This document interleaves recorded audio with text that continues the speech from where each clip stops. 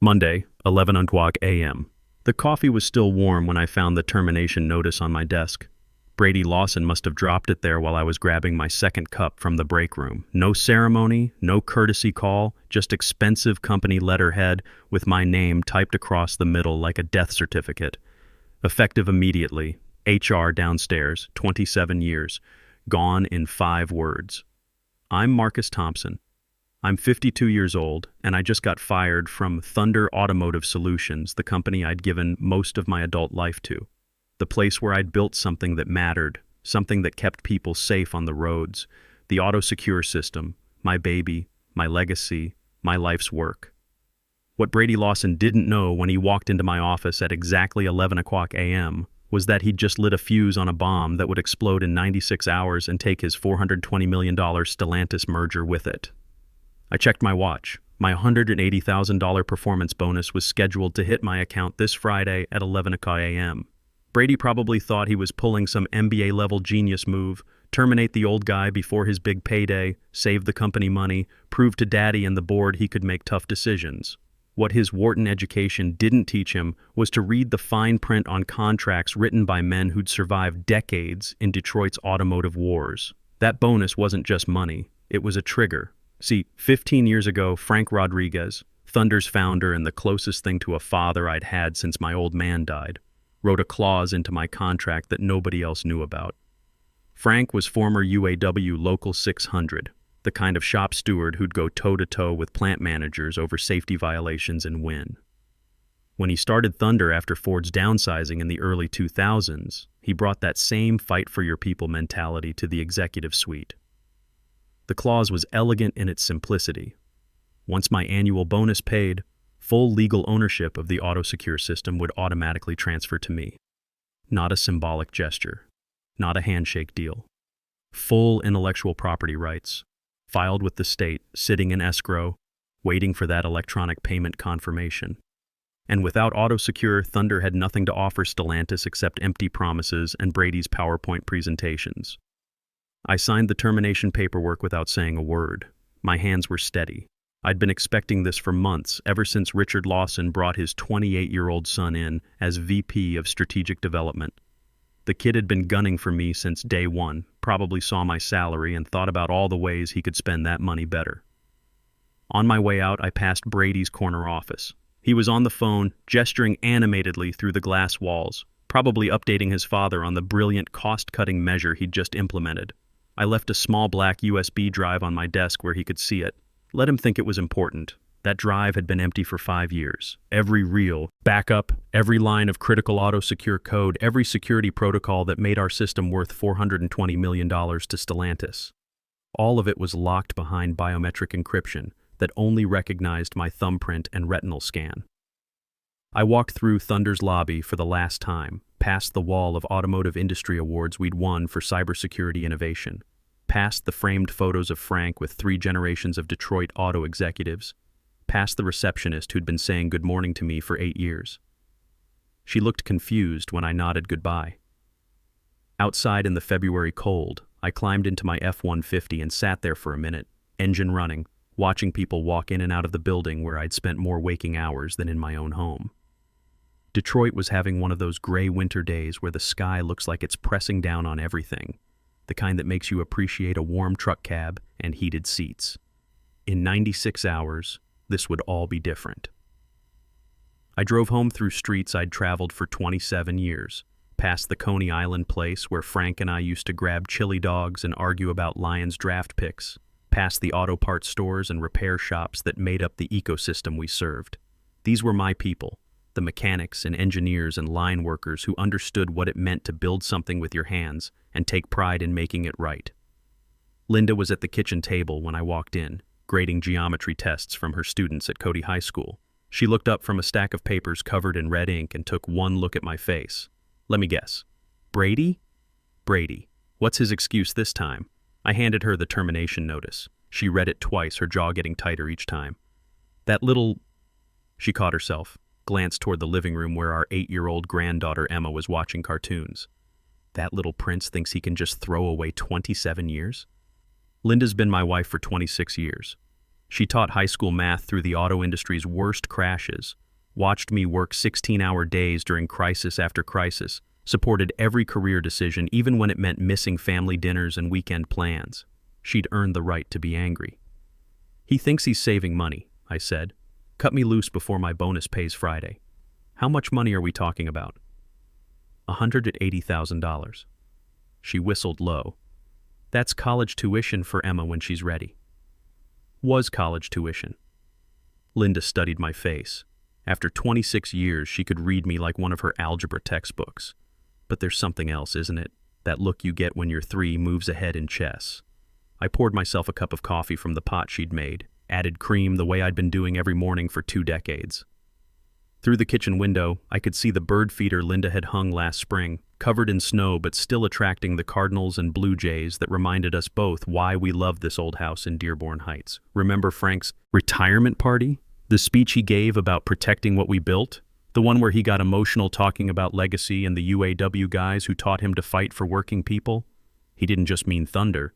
He meant the work, the auto-secure system. He wrote a clause into my contract 15 years ago that nobody else knows about.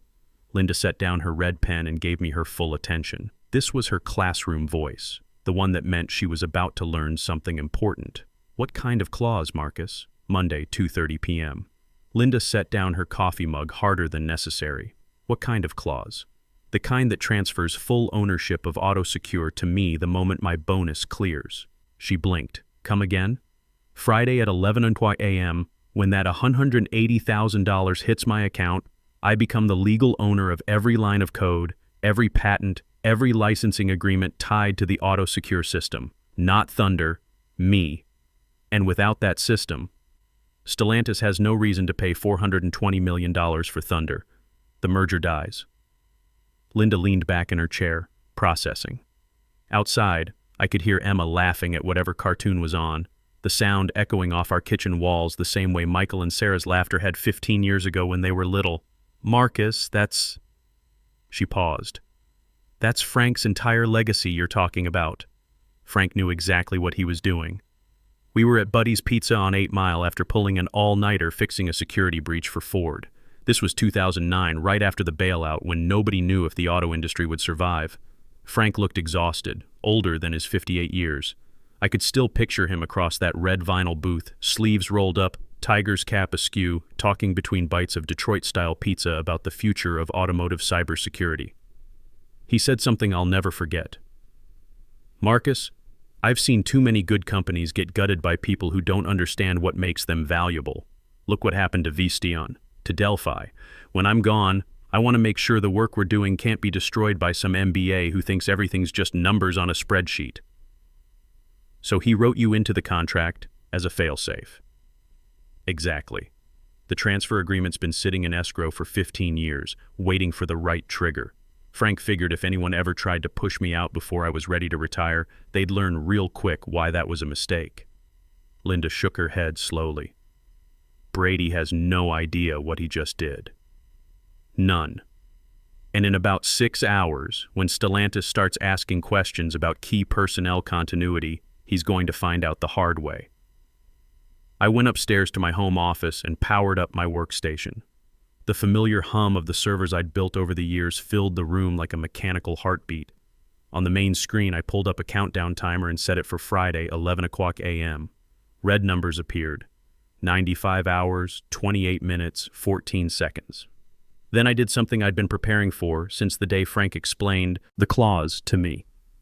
I opened a secure partition on my system and accessed the automated protocols I'd built years ago. Insurance, Frank had called it. A dead man's switch for the digital age. The first protocol was an email scheduler.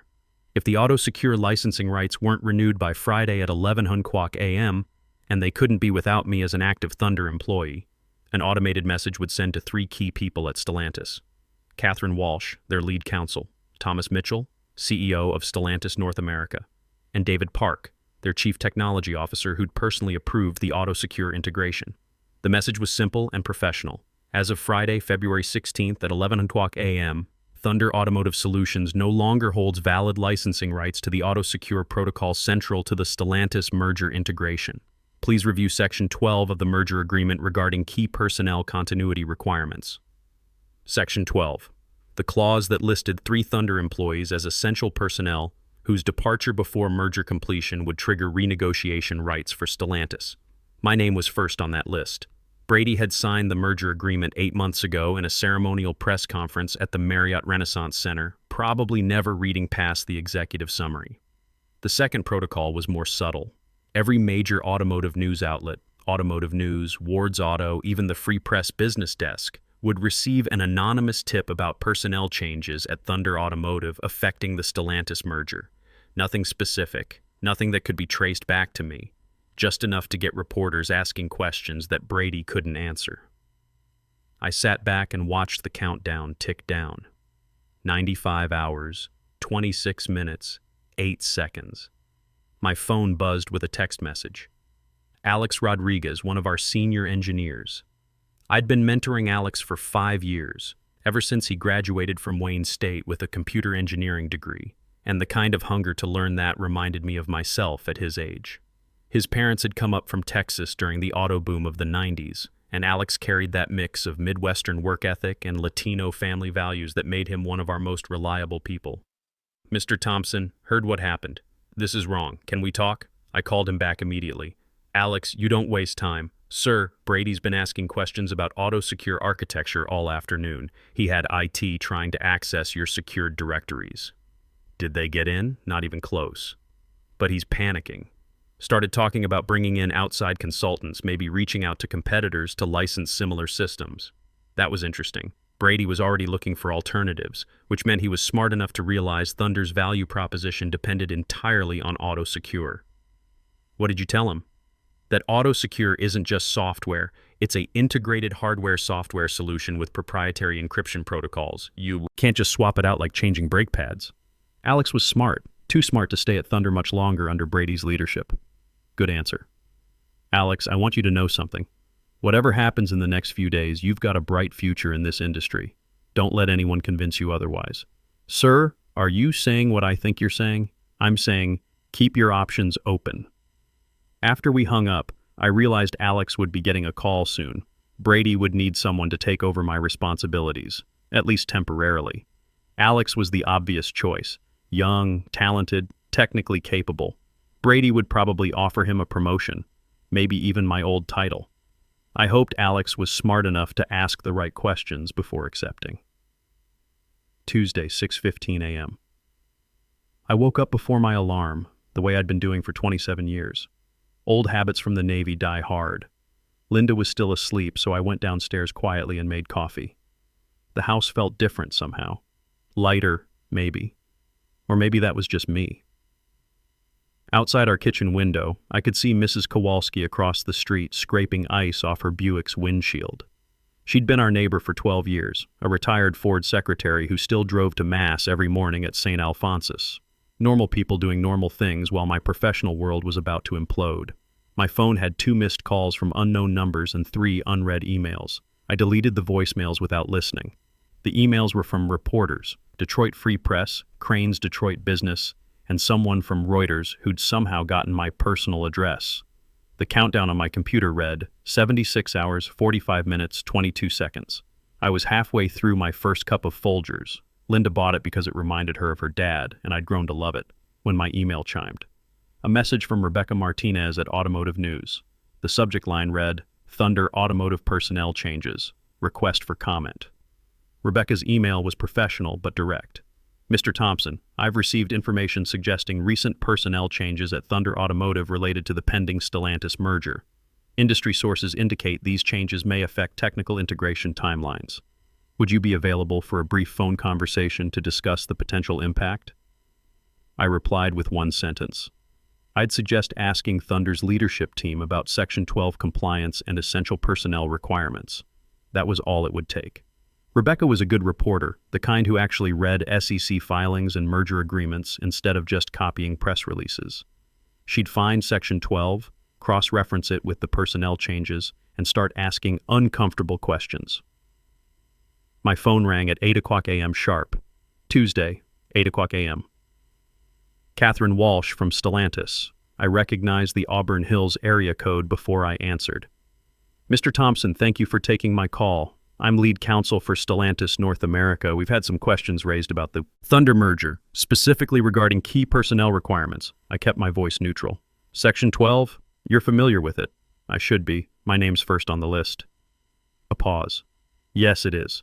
Mr. Thompson, there seems to be some confusion about your current employment status with Thunder. Our records show you as essential personnel for the integration, but we've received conflicting information. What kind of conflicting information? A reporter called this morning asking about personnel changes affecting the merger timeline. When we contacted Thunder for clarification, we were told you were no longer with the company as of yesterday. I let that hang in the air for a moment. That's accurate. Mr. Thompson, if you're no longer employed by Thunder, that creates substantial complications for the merger agreement. Section 12 specifically states that essential personnel departures trigger renegotiation rights. I'm familiar with the language. Then you understand our position. We need to verify the current status of all licensing agreements tied to essential personnel, particularly the auto-secure system. You'll need to ask Thunder for those certifications.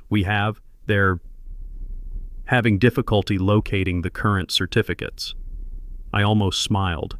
Brady was probably tearing apart filing cabinets right now, looking for documents that didn't exist where he thought they should. That's unfortunate. Mr. Thompson, I'll be direct. Stellantis has invested 14 months and considerable resources in this merger based on representations about Thunder's capabilities. If there are issues with the auto-secure licensing, Ms. Walsh, I can't speak for Thunder's current licensing status. I'm no longer an employee. After we hung up, I sat back and watched the countdown timer. 74 hours, 12 minutes, 33 seconds. Instead of waiting for more calls, I decided to take a different approach. I opened my laptop and composed a detailed email to Gerald Pierce, Thunder's longest-serving board member and the guy who'd been there since Frank founded the company. Gerald, I assume you're hearing from Stellantis about Section 12 compliance issues. As you know, my departure triggers certain contractual obligations that may affect Thunder's licensing arrangements. If the board wants to discuss options before Friday's deadline, I'm available, but not through Brady. Marcus. I sent it and waited. Tuesday, 11:30 a.m. Linda found me in my office, staring at the countdown timer while listening to WJR's morning talk show. Something I hadn't had time to do in years. "How are you feeling?" she asked. "Honestly, different than I expected. I thought I'd be angrier. Instead, I just feel tired, like I've been holding my breath for 27 years and finally let it out."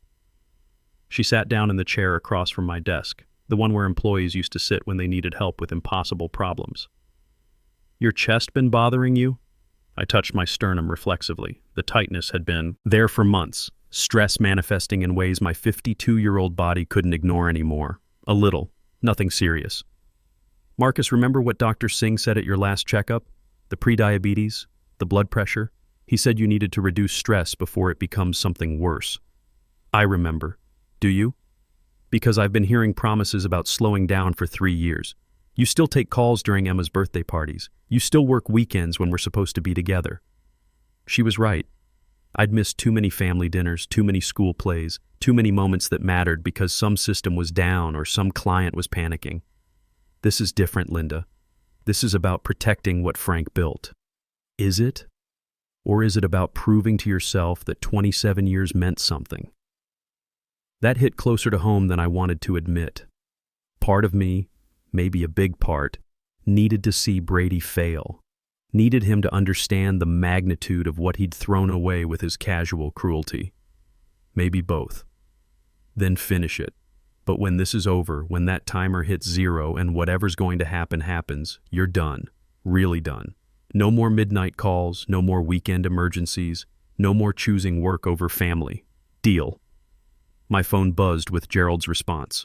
"Conference call set for 2 p.m. Richard will be there. We need solutions, not problems." Tuesday, 2:00 p.m. The conference call was tense from the first minute. Richard Lawson sounded like he'd aged 10 years since yesterday. "Marcus, first I want to apologize for Brady's actions. They were inexcusable." "Apology accepted, Richard." Gerald jumped in. "Marcus, we need to know exactly what we're dealing with. Stellantis is asking for documentation we can't locate. Their lawyers are using words like material breach and contract termination. The auto-secure licensing certificates are in a secure partition tied to my employee credentials. When my access was terminated yesterday, the system automatically locked down. Can you unlock it? I could, but that would require me to be reinstated as an employee, which would contradict the termination Brady signed yesterday. Richard cleared his throat. What if we offered you a consulting contract? Temporary, just to get us through the merger? At what rate? We were thinking $2,000 a day. I did the math quickly. The merger was supposed to close in 6 weeks. Even at $2,000 a day for 42 days, it wouldn't approach the value of what I'd own outright in 2 days. Richard, that's generous, but it doesn't solve the underlying problem, which is, Brady fired me to save $180,000. But my bonus payment isn't just compensation. It's contractually linked to intellectual property transfer rights that Frank negotiated 15 years ago. Dead silence on the call. Gerald finally spoke. Intellectual property transfer to who? To me. Personally. Marcus, Richard said carefully, are you saying that if your bonus pays Friday morning, you'll own AutoSecure? I'm saying Frank was very thorough about protecting the company's core assets from hostile takeover or incompetent management. More silence. Then Gerald, Jesus Christ, Frank, what did you do? Wednesday, 10 a.m. Thunder's stock opened down 15% from Monday's close. The financial media was starting to pay attention. CNBC ran a segment called Merger Monday Blues that mentioned personnel disruptions at several automotive companies, with Thunder specifically cited. By noon, the stock had dropped another 8%.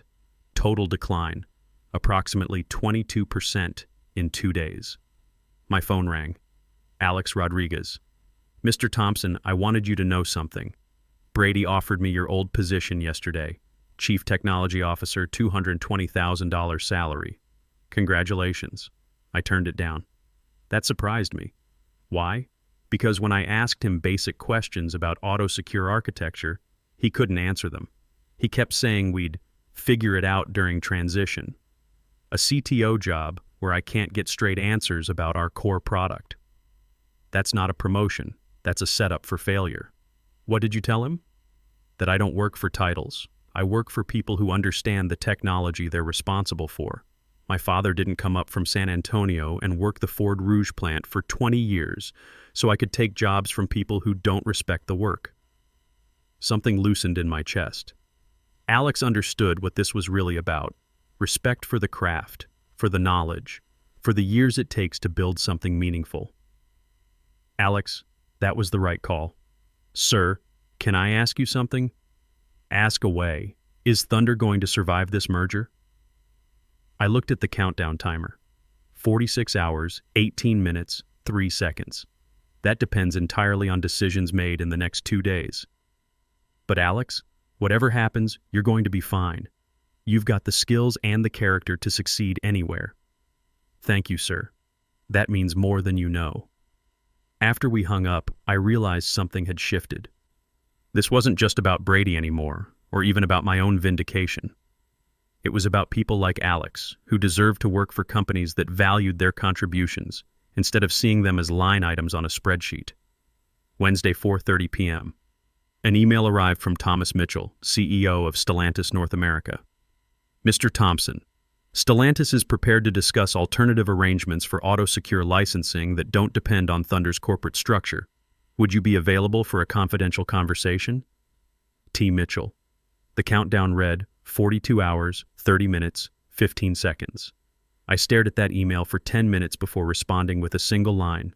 I'll be available Friday after 11 o'clock a.m. Thursday, 6:30 a.m. I woke up to the sound of my phone buzzing against the nightstand. Linda stirred beside me but didn't wake up. The caller ID showed Gerald Pierce. Marcus, we need to talk. Good morning, Gerald. The board held an emergency session last night that went until 2 a.m. Brady's been suspended pending review. Richard is, well, let's just say he's having a hard time with his son's decisions. I'm sorry to hear that. Are you? Because from where I sit, it looks like you orchestrated this entire situation. Gerald wasn't wrong. Frank had given me the tools 15 years ago, but I'd chosen to use them. Gerald, Brady fired me to save $180,000. What happened after that was just business responding to contractual realities. Just business?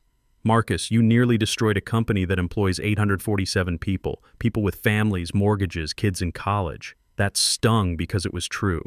In my focus on Brady's arrogance, I'd lost sight of everyone else who would be affected by Thunder's collapse. The employees weren't my target, but their collateral damage. And that matters. I sat up in bed, careful not to wake Linda. Through the bedroom window, I could see frost covering our neighbor's lawn, the kind of February morning that makes Detroit feel like the edge of the world. What are you proposing? Come back. Not as an employee, as a consultant. Help us through the Stellantis transition. But I need to know, can you actually transfer those licensing rights back to Thunder? I looked at my phone. The countdown timer read 28 hours, 30 minutes, 12 seconds. The transfer happens automatically when my bonus clears Friday morning. After that, I own AutoSecure outright. But ownership doesn't mean I can't license it back to Thunder. At what terms? That depends. Is Brady permanently out? The board will make that decision Friday morning. But given the circumstances, yes, I think Brady's done. Then we can talk. Thursday, 2:00 p.m. Linda found me in the backyard, sitting on the old picnic table Frank had helped me build 10 years ago, watching Emma build a snow fort with the neighbors' kids. Their laughter carried across the frozen yard like music. Penny, for your thoughts? Just thinking about what Frank would want me to do. She sat down beside me, close enough that I could smell her shampoo, the same brand she'd used since we were first married. And what's that? Protect the work and the people who do it, but not necessarily the company. What's the difference? The company is just a legal structure. The work, AutoSecure, the technology, the innovation, that's bigger than Thunder. Frank always said the work would outlive all of us. Emma waved at us from her snow fort, her cheeks red with cold but her smile bright as summer. She's going to need college money in 10 years, Linda said quietly. I know, and we're going to need health care when we retire. I know that too. So whatever you decide tomorrow, decide it with a clear head, not just your heart. That evening, Thomas Mitchell called personally. Mr. Thompson, I wanted to follow up on my email. Stellantis is prepared to offer you a direct consulting agreement for AutoSecure development and deployment. 3-year contract, $8 million total compensation. I nearly dropped the phone. $8 million was more money than I'd make in the rest of my career at Thunder. That's generous. You built something remarkable. We want to make sure it continues to evolve. What about Thunder? Thunder would receive a licensing fee for existing deployments, but future development would be handled through your consulting firm. I thought about Gerald's words, about the 847 people at Thunder, about Alex Rodriguez turning down Brady's offer because he believed in doing things right. Mr. Mitchell, let me ask you something. Would this consulting arrangement include bringing on additional technical personnel? People I'd want to work with? Absolutely. We'd want you to build a team. Then let's schedule a formal conversation for Friday afternoon. Friday, 10:00 a.m. I stood in Thunder's lobby for the first time since Monday, visitor's badge clipped to my jacket. The receptionist smiled nervously when she saw me. Mr. Thompson, they're waiting for you in conference room A. Gerald was there, along with Richard Lawson and 3 other board members I recognized. Thomas Mitchell had driven down from Auburn Hills. The tension in the room was thick enough to cut with a knife. Richard stood when I walked in. He looked like he'd aged 5 years in 5 days. Marcus, I owe you an apology. Brady's actions were inexcusable. The board voted unanimously this morning. His employment is terminated, effective immediately. I'm sorry it came to that. Are you? Because I'm not sure my son learned anything from this except that his father can't protect him from his mistakes. That was harder to hear than I expected. Richard was a good man who'd built Thunder into something meaningful after Frank retired. He didn't deserve to watch his son destroy it. Thomas Mitchell got straight to business. Mr. Thompson, we need to know the current status of AutoSecure licensing. Can you restore Thunder's access? I opened my laptop and logged into the secure partition I'd created years ago. My watch showed 10:58 a.m., 2 minutes until my bonus cleared. I can transfer the licensing rights back to Thunder, I said. But I have some conditions. Name them, Gerald said. First, Alex Rodriguez gets promoted to Chief Technology Officer immediately. He understands the AutoSecure architecture better than anyone except me, and he has the character to lead technical development responsibly. Done. Second, Thunder establishes a technical mentorship program. No more critical systems depending on single points of failure. Richard nodded. That makes sense. Third, I'll consult on the Stellantis integration for 6 months. Part-time, mostly remote. After that, I'm retired. Agreed. My phone buzzed at exactly 11:00 a.m. Bank notification, $180,000 deposited to checking account. The countdown timer on my laptop flashed green and displayed transfer complete. I owned AutoSecure for about 30 seconds. I pulled up the licensing transfer interface and typed in Thunder's corporate credentials. Another biometric scan, another transfer. Authorization. Thunder Automotive Solutions now holds full licensing rights to the AutoSecure system, I announced. The relief in the room was palpable. However, I continued. I've also accepted Thomas Mitchell's consulting offer for future AutoSecure development. Thunder will handle current deployments and Stellantis integration. My team will work on next-generation systems. I looked around the room. Everybody wins. Thunder keeps the merger. Stellantis gets their technology. The employees keep their jobs. And I get to retire on my own terms. Friday, 7:00 p.m. Linda and I sat on our back porch despite the February cold, sharing a Bell's Two-Hearted Ale and watching the sun set over Detroit's skyline. Emma was inside, video calling with her parents about the snow fort she'd built. "How does it feel?" Linda asked. "Different than I expected. I thought I'd feel more vindicated. Instead, I just feel relieved." "Good relieved or bad relieved?" "Good relieved. Like I finally put down something heavy I'd been carrying for years. My phone had been quiet all afternoon. No crisis calls, no emergency meetings, no systems failures requiring immediate attention. For the first time in 27 years, Thunder's problems weren't my problems. "What are you going to do with 6 months of part-time consulting?" "Train Alex. Document everything. Build a team that can innovate without me. Make sure what Frank and I built can survive and grow. And after that, we go to Wisconsin. We spend a month on the lake. I teach Emma how to fish properly. I remember what it feels like to wake up without a countdown timer in my head." Linda smiled and leaned against my shoulder. "Think Brady learned anything from this? Maybe. He's 28. People can change if they want to. Richard's a good father. He'll make sure Brady gets another chance to do better. You sound almost sympathetic. Frank always said everyone deserves a chance to learn from their mistakes, even MBA kids who make bad decisions under pressure." In my pocket, my phone buzzed once with a text message from Alex Rodriguez. "Thank you, sir. I won't let you down." I smiled and put the phone away without responding. Alex didn't need my approval anymore. He'd earned his shot. The countdown was over. For the first time in decades, time belonged to me again. From inside the house, I could hear Emma laughing at something on her video call, the sound mixing with the distant hum of Detroit traffic and the gentle creak of the porch swing Linda and I had installed 15 years ago. Some things, I realized, were worth more than any merger, any system, any 27-year career. Some things were worth coming home to, and some lessons are worth learning the hard way, even if you're not the one who has to learn them.